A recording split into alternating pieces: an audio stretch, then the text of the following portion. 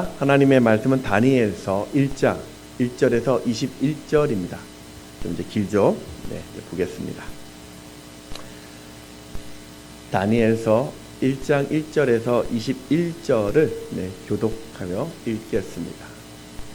유다 왕 여호야김이 다스린 지 3년이 되던 해에 바벨론 왕 느부갓네살이 예루살렘에 이르러 성을 에워쌌더니 주께서 유다 왕 여호야김과 하나님의 정 그릇 얼마를 그의 손에 넘기심에 그가 그것을 가지고 신할 땅 자기 신들의 신전에 가져다가 그 신들의 보물 창고에 두었더라.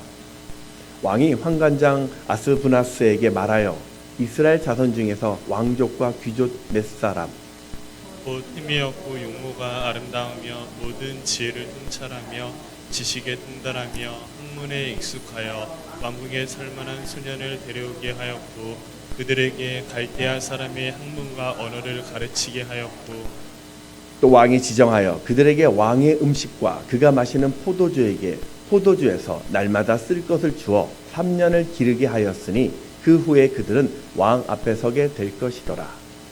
그들 가운데는 유다 자손 곧 다니엘과 하나냐와 미사엘과 아사랴가 있었더니 환관장이 그들의 이름을 고쳐 다니엘은 벨드사살이라 하고 하나냐는 사드락이라 하고 미사엘은 메삭이라고 하고 아사라는 아벤느고라 하였더라. 다니엘은 뜻을 정하여 왕의 음식과 그가 마시는 포도주로 자기를 더럽히지 아니하리라 하고 자기를 더럽히지 아니하도록 환관장에게 구하니 하나님이 다니엘로 하여금 환관장에게 은혜와 긍휼을 얻게 하신지라. 환관장이 다니엘에게 이르되 내가 내 주 왕을 두려워하노라. 그가 너희 먹을 것과 너희 마실 것을 지정하셨거늘 너희 얼굴이 초췌하여 같은 또래의 소년들만 못한 것을 그가 보게 할 것이 무엇이냐. 그렇게 되면 너희 때문에 내 머리가 왕 앞에서 위태롭게 되리라 하니라. 환관장이 다니엘과 하나냐와 미사엘과 아사랴를 감독하게 한 자에게 다니엘이 말하되 청하오니 당신의 종들을 열흘 동안 시험하여 채식을 주어 먹게 하고 물을 주어 마시게 한 후에 당신 앞에서 우리의 얼굴과 왕의 음식을 먹는 소년들의 얼굴을 비교하여 보아서 당신이 보는 대로 종들에게 행하소서 하매 그가 그들의 말을 따라 열흘 동안 시험하더니 열흘 후에 그들의 얼굴이 더욱 아름답고 살이 더욱 윤택하여 왕의 음식을 먹는 다른 소년들보다 더 좋아 보인지라. 그리하여 감독하는 자가 그들에게 지정된 음식과 마실 포도주를 제하고 채식을 주니라. 하나님이 이 네 소년에게 학문을 주시고 모든 서적을 깨닫게 하시고 지혜를 주셨으니 다니엘은 또 모든 환상과 꿈을 깨달아 알더라. 왕이 말한 대로 그들을 불러들일 기한이 찼으므로 환관장이 그들을 느부갓네살 앞으로 데리고 가니 왕이 그들과 말하여 보매 무리 중에 다니엘과 하나냐와 미사엘과 아사랴와 같은 자가 없으므로 그들을 왕 앞에 서게 하고 왕이 그들에게 모든 일을 묻는 중에 그 지혜와 총명이 온 나라 박수와 술객보다 10배나 나은 줄을 아니라. 함께 읽겠습니다. 다니엘은 고레스 왕 원년까지 있으니라. 아멘. 네, 오늘 예배로 오신 또 하나님을 예배하신 여러분을 축복하고 또 환영합니다. 오늘부터 저는 우리가 잘 알고 있는 다니엘에 대해서 살펴보려고 합니다. 이 다니엘은 포로라는 주제를 가지고 두 가지 시대적인 배경이 섞여 있는 책이라 할 수 있습니다. 1장부터 6장까지는 이 다니엘의 전반부인데요. 다니엘을 통하여 주전 6세기경 유다의 백성들의 포로 이야기를 하고 있다면 7장부터 12장의 그 다니엘 후반부는 이제 주전 2세기경으로 넘어가서 헬라시대 안티오쿠스의 박해를 받던 유다 공동체를 향한 묵시라고 할 수 있습니다. 그래서 이 두 가지 시대적인 배경 때문에 일부 자유주의 신학자들은 이 미래에 대해서 어떻게 이렇게 세세하게 알 수 있느냐, 이것은 아무래도 이 다니엘서가 다니엘과 무관한 주전 그때 한 2세기경에 어떤 무명의 유대인들이 다니엘의 이름을 빌어서 쓴 것이다 라고 주장도 합니다. 하지만 우리 복음주의 신학자 입장에서는 다니엘서의 저자를 다니엘이라고 이야기합니다. 그 이유가 다니엘서에 보면 다니엘에 대한 인칭이 1인칭으로 되어 있습니다. 다니엘서 7장 2절에 보면 다니엘이 진술하여 이르되 내가 라고 이야기하고 있고요. 다니엘서 8장 15절에도 보면 나 다니엘이 라고 이야기합니다. 9장에서도 그 천사로부터 이 계시를 받을 때도 역시 1인칭으로 기록되어 있습니다. 무엇보다도 예수님께서 직접 다니엘의 서의 저자를 다니엘이라고 이야기하죠. 마태복음 24장 15절 말씀을 같이 한번 읽습니다. 시작. 그러므로 너희가 선지자 다니엘이 말한 바 멸망에 가증한 것이 거룩한 곳에 선 것을 보거든. 이런 또 다니엘서의 특징은 묵시문학이라고 이야기합니다. 묵시라는 게 사전적인 정의가 감추어진 계시를 드러내는 것, 이게 묵시입니다. 구약의 대표적인 묵시문학이 이 다니엘서이고요. 신약의 대표적인 묵시문학이 요한계시록입니다. 이런 묵시문학의 특징이 바로 시대적인 그 어려움에 빠진 사람들을 위로하고 소망을 주는 메시지를 담고 있습니다. 오늘 이 다니엘서도 절망적인 이 포로 생활 속에서 하나님은 여전히 자신들을 사랑하고 계시고 또 미래를 통치하신다라는 그 소망이 담겨져 있습니다. 저는 바라기는 이제 몇 주 동안 이 다니엘서를 좀 살펴볼 것인데 그 어떤 상황보다도 크신 그 하나님을 좀 발견하시고 또 만나는 여러분 되시기를 축복합니다. 우리 옆에 계신 분 이렇게 한번 인사했으면 좋겠습니다. 하나님은 나의 소망 되십니다.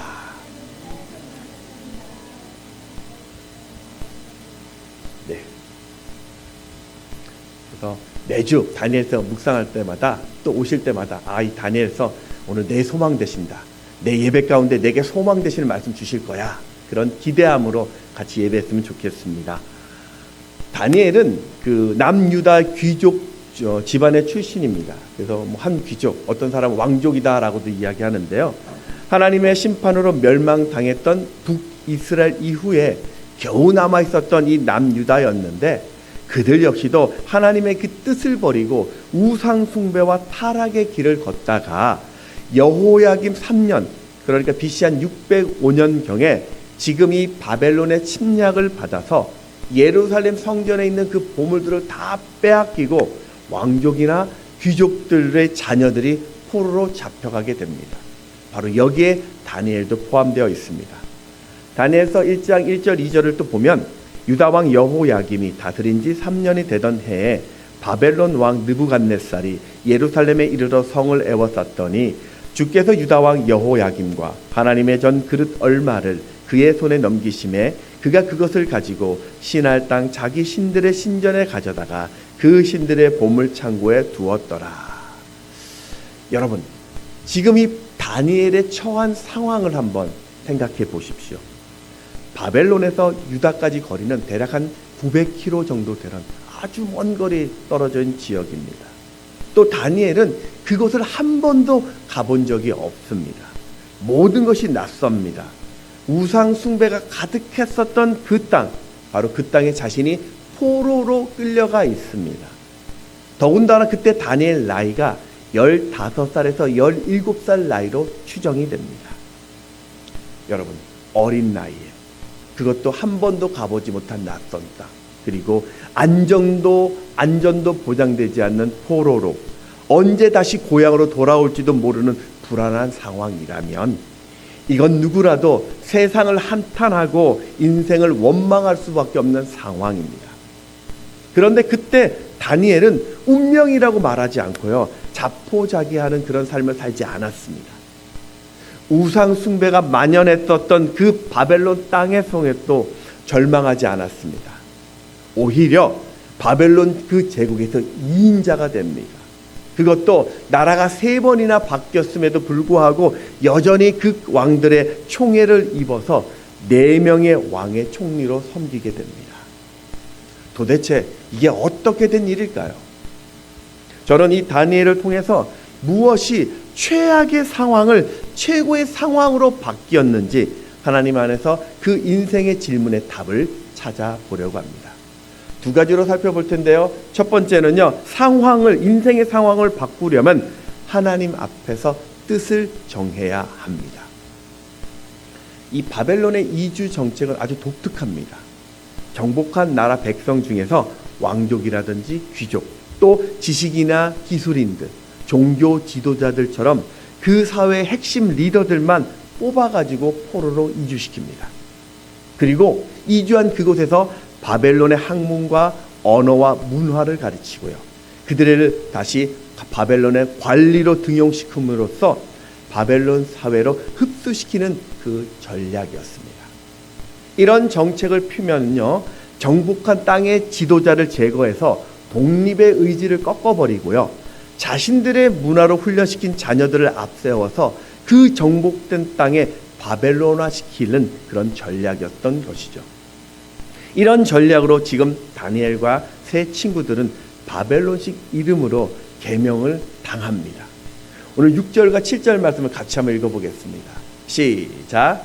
그들 가운데는 다니엘과 하나냐와 미사엘과 아사랴가 있었더니 환관장이라 그들의 이름을 고쳐 다니엘은 벨드사살이라 하고 하나냐는 사드락이라 하고 미사엘은 메삭이라 하고 아사랴는 아벳느고라 하였더라. 아멘. 네 명의 이름이 나오는데 그 중에 오늘 저는 다니엘 그 이름만 한번 살펴보겠습니다. 다니엘 이름은요, 하나님은 나의 심판자라는 뜻인데요, 이 이름을 바벨론의 민족신인 벨신을 숭배한 이름이었던 벨드사살, 벨이여 그 생명을 보존하소서라고 바꿈으로써 바벨론 시민으로 지금 동화시키려고 했습니다. 거기다 그들에게 왕이 주는 특별한 음식과 포도주를 제공합니다. 여러분, 이게 문제였습니다. 당시 이 왕이나 왕궁에서 먹는 음식들은 대부분 바벨론 신이었던 벨이나 느보의 신전에서 사용했던 희생 제물들이었어요. 그러니 왕이 제공한 이 음식들 역시도 바로 우상 숭배에 사용되었던 음식이었던 거죠. 특별히 고기 같은 것이 그랬습니다. 고대 근동에서는요, 신에게 바쳐진 음식을 먹는다는 그 뜻이요, 내가 그 신과 교제하겠다는 뜻입니다. 내가 그 신을 섬기겠다는 뜻이 그 제물을 먹는 것입니다. 우리가 이 신약 시대는 이 어떤 음식법이 폐지되었습니다. 하지만 구약 시대는 하나님이 유대인들에게 음식 중에서 먹지 말아야 할 부정한 음식들을 정해놓고 그 음식을 먹는다는 것이 바로 하나님께 범죄하는 것이라고 이야기하죠. 그래서 다니엘은요, 율법에 금했던 그 부정한 음식으로 자신의 몸을 더럽히지 않겠다라고 뜻을 정했습니다. 우리 1장 8절 말씀을 같이 읽습니다. 시작. 다니엘은 뜻을 정하여 왕의 음식과 그가 마시는 포도주로 자기를 더럽히지 아니하리라 하고, 자기를 더럽히지 아니하도록 환관장에게 구하니, 더럽히지 않겠다라는 뜻이 원어로 보면요, 그 음식을 먹으면 내가 더럽게 된다라는 절대적인 부정이 담겨져 있는 뜻입니다. 여러분, 한번 생각해 보십시오. 왕이 먹는 음식이라면 아마도 바벨론 그 나라에서 가장 좋은 음식이었을 것입니다.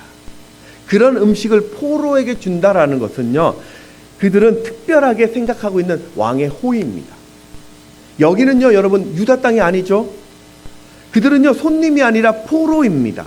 그렇다면 그는요, 음식을 선택할 자유가 없습니다. 더군다나 당시는요, 왕의 말이 곧 법이죠. 왕명을 거절했다라는 것은요, 왕의 통치권을 인정하지 않겠다라는 뜻이고, 그것은요, 항명과 반역에 가까운 행동입니다. 어쩌면 지금 다니엘의 이 말은요, 그 말 때문에 자신이 궁전에서 죽을 수도 있고요, 정말 비참한 노예가 될 수도 있습니다.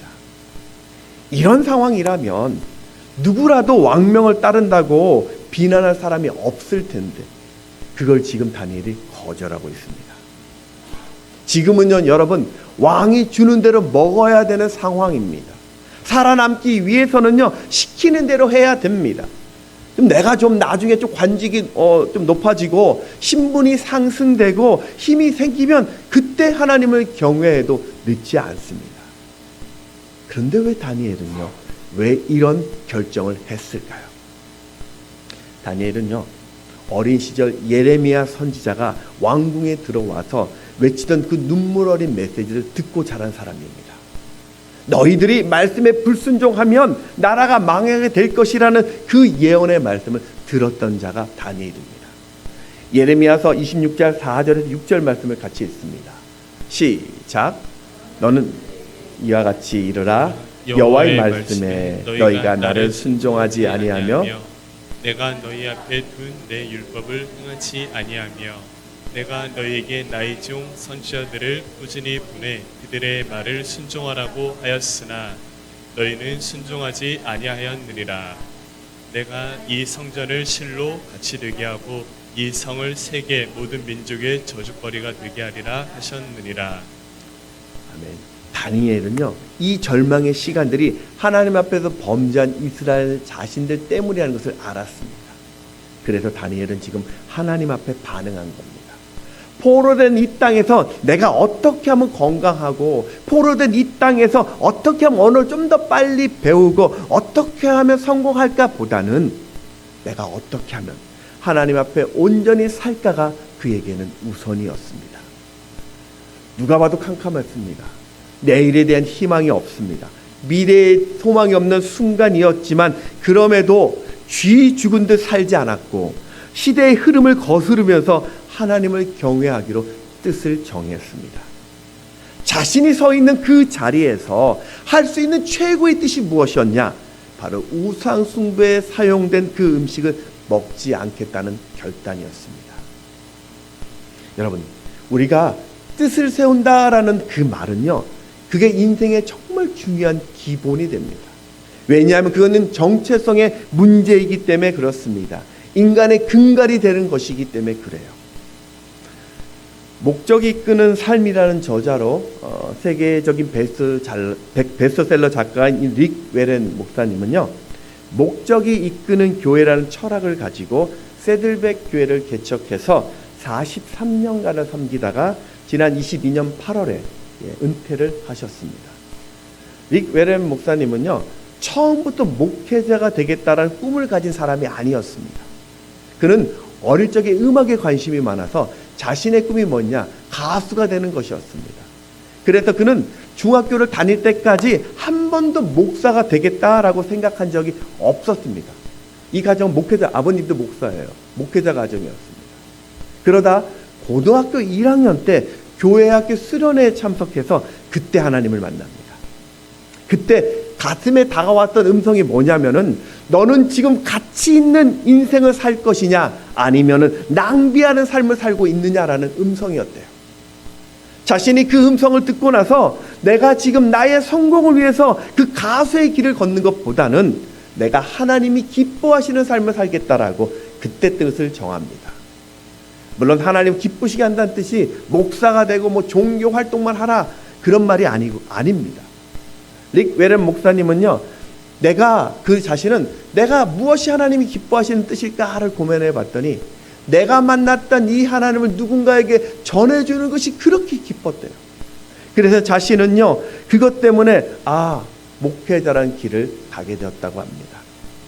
그렇게 뜻을 정하고 살았더니 그는 179개국, 197개국에서 복음을 전파한 사람이 되었고 그가 세례준 세신자만 5만 6천 명에 이르게 되었고 지금도 세들백 교회는 72만 평이나 되는 15개 캠퍼스를 가지고 매주 2만 명이 되는 성도들이 하나님을 찬양하고 예배하는 그런 건강한 교회를 세우게 되었습니다.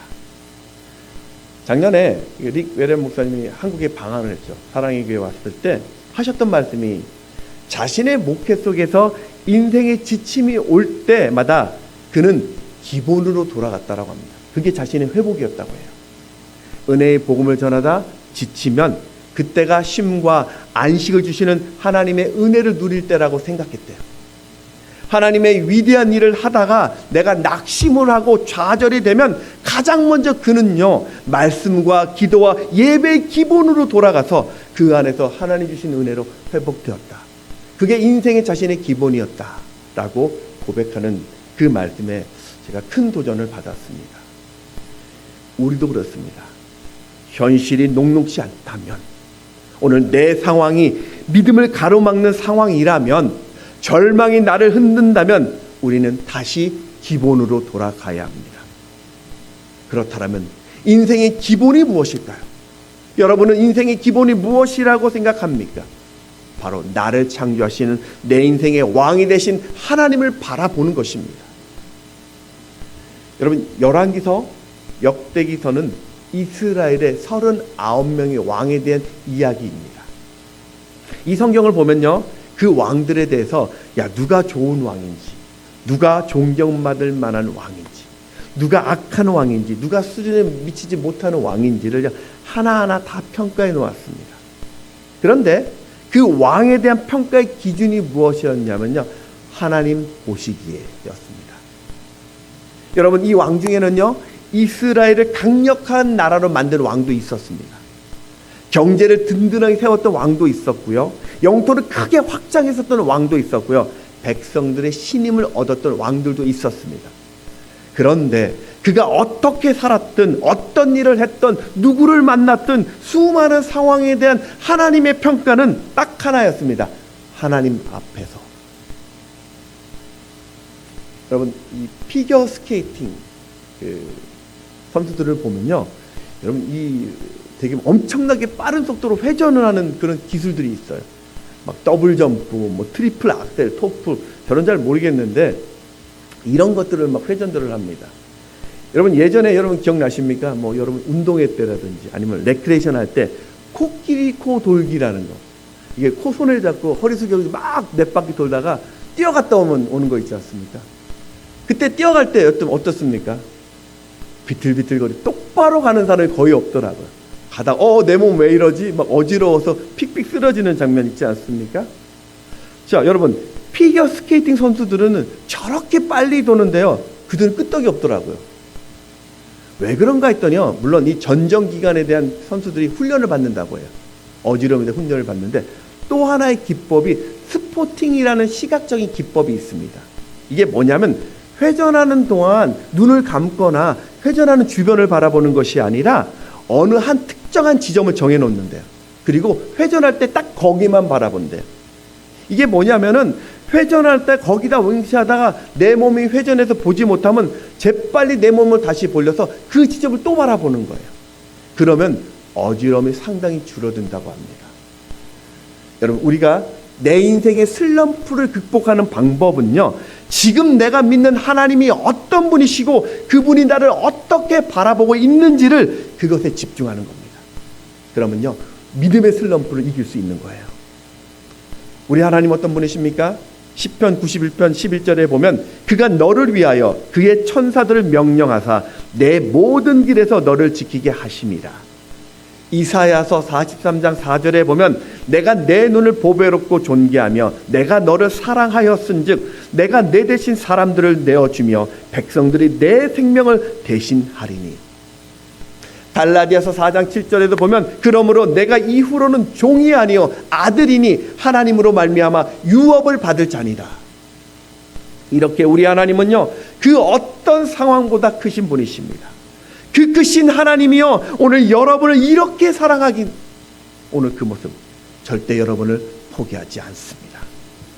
여러분이 어디에 있든지 어떤 상황이든 여러분은 여전히 하나님의 유업을 받은 자입니다.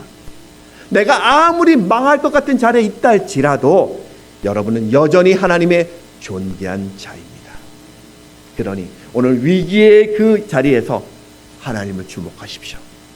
하나님을 경외하기로 그 뜻을 정하십시오.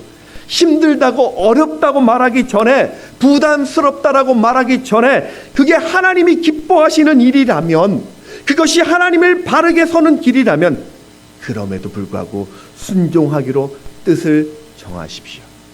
그 결단이 오늘 여러분의 인생을 새롭게 바꿀 것입니다.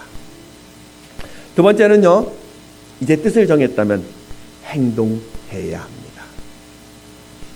다니엘은 뜻을 정한 후에 곧바로 실천에 옮깁니다. 그는 환관장에게 가서 음식을 먹지 못하겠다라고 말하죠. 그러자 환관장이요, 그럼 나도 위험해진다라며 그럴 수 없다고 단호하게 거절합니다.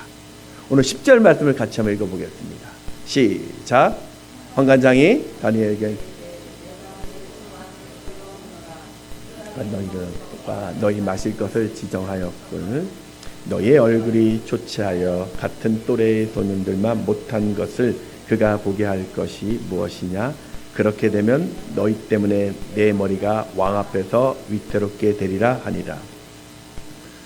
환관장이 감독관이 저한테 이렇게 얘기하면 저는 좀 흔들렸을 것 같아요. 제가 만일 다니엘이면 그래 내가 분명히 뜻을 정했는데 이렇게 실천하라고 말을 했는데 이렇게 막히는 걸 보니까 이게 뭔가 하나님의 다른 뜻이 있겠구나. 안 되는 걸 보니까 하나님이 하지 말라라는 뜻인가 보다. 그래 내가 이렇게 한다라고 누가 알아주겠어. 잘못하다가 내가 여기서 끝장날 수 있으니 그래 좀 후위를 도모하자. 내가 이렇게 결단한 것도 기뻐하시겠지. 저는 그렇게 생각했을 것 같아요. 그런데 다니엘은요 여기서도 그 뜻을 굽히지 않고요 이번에는요 그럼 10일만이라도 채소를 먹게 해서 다른 아이들과 비교해달라고 시험을요 제안합니다. 우리 12절 13절 말씀 같이 다시 읽습니다. 시작. 정하오니 당신의 종들을 열흘 동안 시험하여 채식을 주어 먹게 하고 물을 주어 마시게 한 후에 당신 앞에서 우리의 얼굴과 왕의 음식을 먹는 소년들의 얼굴을 비교하여 보아서 당신이 보는 대로 종들에게 행하소서 하매. 결국 열흘 동안요 시험적 실천의 시간들을 허락받습니다. 14절에 보면 그가 그들의 말을 따라 열흘 동안 시험하더니. 여러분 왜 환관장은요 이런 무모한 허락을 했을까요? 지금 환관장은요 다니엘과 일면식도 없는 사람이에요. 더군다나 다니엘은요 포로입니다. 그 말은 환관장에게 다니엘은 아무런 유익이 없는 사람이에요. 이런 하찮은 사람의 말만 듣고요 지금 자신의 목을 내어놓는다고요? 도대체 왜 그럴까요? 왜요? 이건 도저히 이해가 되지 않아요. 성경은 바로 그것이 다니엘을 세운 뜻을 세우는 것을 이루고자 하시는 하나님의 은혜라고 설명합니다. 하나님이 그 다니엘을 감시하고 감독하는 환관장의 마음을 움직여서 다니엘을 지금 돕게 하신 것이죠. 9절 말씀을 같이 한번 읽습니다. 시작. 하나님이 다니엘로 하여금 환관장에게 은혜와 긍휼을 얻게 하신지라. 이제 10일이 지났습니다. 다른 소년들과 비교해 봤더니 다니엘과 그 친구들의 얼굴이 더 건강해 보여서 결국 다니엘과 친구들은 3년 동안 우상의 제물에 쓰였던 그 음식을 먹지 않을 수 있게 되었습니다. 여러분 이것은 전적인 하나님의 은혜입니다. 그 은혜라는 것은요 하나님의 뜻을 이루고자 순종의 발을 내딛는 자에게 주셨던 것입니다. 여러분 그렇습니다. 요한일서 3장 22절에 보면 무엇이든지 구하는 바를 그에게서 받나니 이는 우리가 그의 계명을 지키고 그 앞에서 기뻐하시는 것을 행함이라. 여러분 우리가 무엇을 받습니다. 받을 수 있는데요 그 보면요 다시 한번 띄워주십시오. 22절입니다. 그 무엇을 받는데 그 앞에 보면요 우리가 그의 계명을 지키고 그 앞에서 기뻐하는 것을 행할 때 받는 은혜라는 것이죠. 여러분 하나님은요 뜻을 행하는 자에게는 그 앞에 방해하는 자들을 돕는 자로 바꾸어 주십니다. 내가 그 뜻을 가지고 움직일 때 내 앞에 있는 그 걸림돌이 디딤돌로 변하게 하세요. 자, 그런가 하면요 하나님의 뜻을 행하는 자에게는 탁월한 지혜도 주십니다. 여러분 원래부터 다니엘 하면요 지혜 많은 사람이라고 우리렇게 알고 있는데요 사실은요 다니엘이 지혜가 원래부터 지혜가 탁월하고 꿈을 잘 해석하는 자로 생각하지 마십시오. 다니엘도요 원래 평범한 사람이었어요. 그런데 우상 숭배한 음식으로 자신을 더럽히지 않겠다라고 그 작은 결심으로 행하였더니 하나님이 지혜를 주셨고 그 지혜로 모든 서적을 깨닫고 환상과 꿈을 해석할 능력을 갖게 된 것입니다. 오늘 1장 17절에 보면 하나님이 이 네 소년에게 학문을 주시고 모든 서적을 깨닫게 하시고 지혜를 주셨으니 다니엘은 또 모든 환상과 꿈을 깨달아 알더라. 오늘 우리 자녀들 부족하면요 정말 하나님께 그 뜻을 행하시면 됩니다. 다니엘이 이 바벨론 땅에 들어와서 학문을 배웠던 시간이 몇 년이었을까요? 딱 3년입니다. 그런데 그 3년의 시간 동안 바벨론의 모든 학문을 다 알게 되었습니다. 이게 가능할까요? 여러분, 우리가 고대 이 바벨론 문화를요, 우리가 좀 단순하고 쉽게 생각해서는 안 됩니다. 고대 문화니까.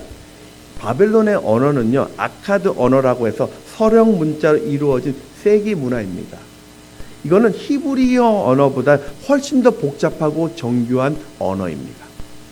당시 바벨론은요, 이미 그 2차 방정식을 이용한 수학 문제를 풀고 있었어요. 그들은요, 그 당시 기본적으로 역수나 제곱근이나 십진법이나 육십진법을 사용하고 있었던 사람들입니다. 지금도 바벨론의 천문학은요, 오늘날도 사용되고 있어요. 여러분, 영수증도 바벨론 문화에서 만든 거예요.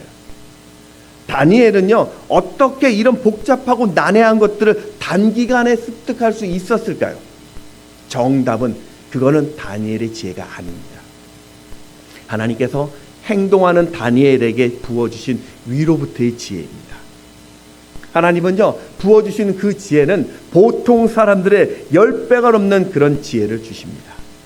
오늘 20절에 보면 왕이 그들에게 모든 일을 묻는 중에 그 지혜와 총명이 온 나라 박수와 술객보다 10배나 나은 줄 아느니라. 여러분, 우리는요, 흔히 멋진 뜻을 세우지만 그 뜻을 이루지 못한 경우가 종종 많습니다. 여러분, 10가지 기도 제목 여러분 기도하고 계신데 몇 가지나 이루어졌고, 올 한 해 여러분 작정했던 거 몇 가지나 이루고 계십니까? 대부분 이런저런 이유 때문에 물러섰기 때문입니다. 그래서 응답이 안 되는 거예요. 작심삼일이라는 사자성어, 예전에 한번 소개했죠? 작심삼일이라는 단어는 이 성균관대학교의 한문학과의 장유승 교수님이 칼럼에 썼다고 얘기했죠. 이 유래가 중국이 아니고요, 태종실록에 실린 고려공사 3일이라는 그 문구에서 유래됐다고 합니다. 이게 무슨 말이냐면, 고려시대의 공무는 사흘밖에 가지 못한다라는 말인데요. 고려 말의 극심한 그 사회 혼란이 정책의 일관성을 잃어서 시행과 폐지가 반복되었다라는 의미를 이야기합니다. 여러분, 오늘 내 뜻이 선하다 할지라도 행동으로 옮겨지지 않으면 아무런 의미가 없습니다. 아무리 좋은 생각이라도 행동하지 않으면 그것은요, 망상이고 공상입니다. 사랑하는 여러분, 하나님을 기쁘시게 하는 뜻을 세웠다면 이제는 행동하십시오. 뜻을 정했다라면 작은 것이라도 실천하십시오. 시작을 결단하고 실천하는 사람이야말로 위대한 삶을 살 수 있습니다. 그러니 믿음으로 결심했으니 이제 그 믿음을 실천으로 보여주십시오. 영국의 철학자였던 이 러셀은요, 위대한 일은 먼저 결단하고 시작하는 자의 것이다 라고 이야기했고요. 독일의 시인 괴테는요, 세상에서 가장 불행한 사람이 우유부단한 사람이다 라고 이야기했습니다. 4세기 영국에서 있었던 실화입니다. 한 마을에 켈트족 해적들이 쳐들어와서 마을 사람들을 잡아갔는데 그 중에 마을에 부유한 기독교 집안의 아들도 포함되어 있었습니다. 해적들은 이 소년을 잡아서 노예로 삼아서 농사일을 시켰고, 그 소년은 그곳에서 6년 동안을 근근히 버텼습니다. 너무나 삶이 고달팠기 때문에, 이 고달픈 삶 때문에 소년은 어렸을 때 그 과거에 집에 있었던 일들을 회상하면서 그때 들었던 성경의 말씀을 다시 암송하기 시작했습니다. 그때 어릴 적 들었던 그 말씀들을 기억해내다가 놀랍게도 묵상했던 그 말씀 가운데 예수님을 영접하게 됩니다. 이 소년은 자신이 노예가 되기 전까지는 늘 자신만 생각했던 사람이었는데, 모든 것을 잃고 보니 지금 나를 도우시는 하나님이 보이더라는 것이죠. 그러면서 하나님이 나를 만나 주시기 위해서 나를 이런 비참한 곳으로 보내셨다라는 것을 깨닫게 되고, 이게 은혜라는 것을 알고, 이제는 그는 이전과 다르게 그 삶의 자리에서 최선을 다해 사람들을 도우기로 결심을 합니다. 그때부터 이 소년은 정한 시간이 되면 하나님께 기도를 시작했습니다. 그리고 늘 찬송을 하며 살면서 다른 사람을 섬기며 살게 됩니다. 그랬더니 언젠가부터 주변에 있는 사람들이 그 소년을 바라보면서 뭐라고 이야기하냐면, 거룩한 소년이라고 부르기 시작했습니다. 6년 후에 이 소년은 몇 사람의 도움을 받아서 그 지옥 같은 곳을 탈출하여 무사히 집으로 돌아왔습니다. 여러분, 여기까지가 우리가 듣는 믿음의 간증 이야기들입니다. 예수 잘 믿었더니 인생의 문제가 풀렸다. 하나님이 복 주셨다. 근데 여러분, 진짜 신앙의 이야기는 여기서부터 시작됩니다. 소년은 고향으로 돌아와서 사자가 되었습니다. 그리고 백성들에게 복음을 전하면서 행복한 삶을 살았는데 어느 날 꿈을 꾸는데 한 켈트족이 그 자신을 잡아갔던 그 해적들이 이야기를 합니다. 거룩한 소년이여 와서 우리를 구해달라. 그런 큰 외침의 꿈을 꾸게 됩니다. 마치 바울처럼 그 환성이 자신을 부르는 하나님의 음성으로 믿고 이 소년은 노예로 살던 그 지옥의 땅으로 다시 돌아가 그들에게 복음을 전하기로 뜻을 정합니다. 겨우 살아나왔는데 다시 간다고 죽을 수도 있는데 왜 사랑하는 사람을 지금 내 주변에 두고 평안함을 두고 지옥 같은 그곳으로 가냐고 가족들이 주변에 있는 사람이 극구 반대하며 만류했습니다. 그런데도 그는 하나님 앞에 정했던 이 뜻을 행하고자 곧 노예의 땅이었던 그곳으로 다시 돌아갑니다. 그리고 그곳에서 30년간을 살다 죽게 되는데요. 복음을 전했던 그 땅이 조금씩 그를 통해서 복음을 믿는 자들이 생겼고 마을이 복음되어서 결국에는 그 땅에 360여 개의 교회를 개척했고 그를 통해서 약 12만 명이 하나님을 믿게 되었습니다. 오늘 그 땅이 오늘날 북아일랜드이고요. 이 사람이 AD 386년에서 465년을 살았던 성 패트릭이라고 불리는 사람입니다. 성 패트릭은요, 아일랜드의 수호자라고 여기고 있고요. 그가 세상을 떠난 3월 17일을 기념해서 매년 성 패트릭 데이가 열리고 있습니다.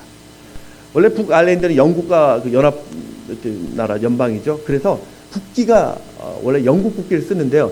아일랜드의 자체적인 국기를 갖고 있습니다. 그 국기가 바로 저 아일랜드 국기인데요. 여기 보면 십자가가 있죠. 저 십자가가 바로 패트릭 십자가라고 이야기합니다. 여러분, 이것이 한 사람이 뜻을 정하고 행한 결과입니다. 여러분, 지금도 살아계신 하나님을 믿으시기 바랍니다. 그리고 하나님을 기쁘시게 하는 믿음의 행동을 하십시오. 여러분, 믿음이라는 것은요, 자동문의 원리라고 이야기해요. 자동문은요, 어떻습니까? 멀리 있으면요, 열리지 않아요. 그런데 지금 닫혀 있지만 열릴 것이라는 걸 믿고 점점점 다가가면요, 그 문이 열립니다. 지금 성령께서 오늘 여러분에게 주신 그 마음이 있다면 그 뜻을 이루시기로 결단하시고 순종의 자리로 나오십시오. 하나님을 기쁘시게 하는 일이라면 작은 실천이라도 좋습니다. 매일 말씀 앞에 서시고 기도와 주일 성수를 기억하면서 내가 교사로, 식당 봉사로, 목자로, 찬양대로, 전도대로 선교와 후원으로 실천하는 그 작은 결단에, 그 작은 섬김에, 그 작은 행함에 은혜가 임하게 될 것이고 하늘로부터 특별한 지혜를 얻게 될 것입니다. 말씀을 정리하겠습니다. 일제강점기 때 신사참배를 거부했던, 그래서 순교로 믿음을 지켰던 주기철 목사님의 일사각오라는 외침을 간략하게 소개하겠습니다. 그리스도인들은 살아도 그리스도인답게 살고 죽어도 그리스도인답게 죽어야 한다.